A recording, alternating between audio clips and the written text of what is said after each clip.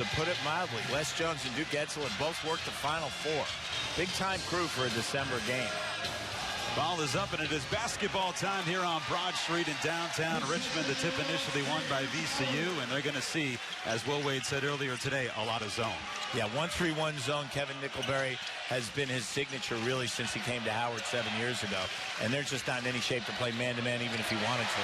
Williams has the ability to penetrate that zone, and he gets on the board for the first two. Will Wade said one of the things he was looking forward to in this game is to see how his team handles his zone offense, because they haven't seen that much of it this season, and they will see it when they get into A-10 play. There's that pressure for VCU, and nice ability there for the Bisons to break it. Mangum with the layup. Mangum might have gotten away with a walk, but it could also have been a jump step or the Euro step. Okay, but that's the new term there. That's the new term when it looks like a walk, but the officials don't call it.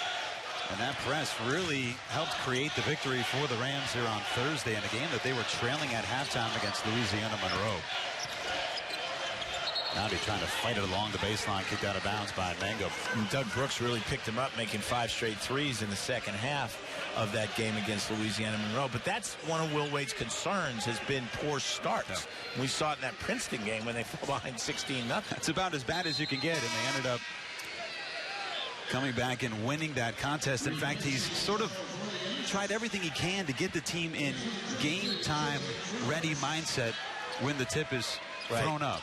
Tips at 7:05, not 8:05. Into Cox, he draws a quick double. Triple team, yeah. Now Williams will launch a three, not his specialty, off the back of the iron. And the rebound for Howard. Every once in a while when a player's that wide open, and he says to his coach, I took the shot because I was open, the coach will say, there's a reason you were open.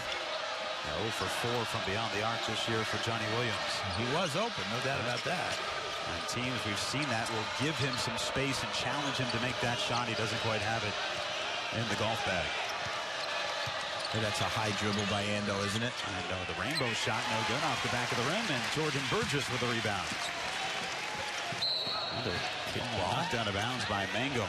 Ando's been through a difficult couple of weeks. His mom passed away of cancer 2 weeks ago. I mean, Howard has just been devastated by injuries and tragedy. One of the players who's not dressed for them tonight, Prince Okoro, he'll be eligible second semester, but he had dropped out of school for a while because his dad was killed in a robbery 2 years ago, shot and killed. He was having tremendous success prior to that. Downey will draw the contact and will head to the free throw line.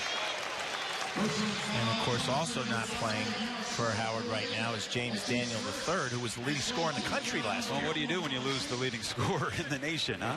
It's just Kevin Nickelberry has had an awful rough fall. He is hoping that all of this that they've gone through is going to help him in terms of depth and toughness and dealing with adversity. Because, as you mentioned in the open, they're picked to win the MEAC. They were picked preseason before all the injuries to win the MEAC.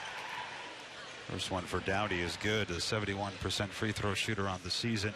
The good news for this Howard team is that some of those pieces are going to be coming back. Kevin thinks he'll be back. Most of them will be back in the next week or 10 days, which is when they start conference play in the MEAC. And if you're going to lose people, you want them coming back for conference. Of course, they've missed all that time in practice. They've got to get basketball ready again, develop chemistry with people in new roles.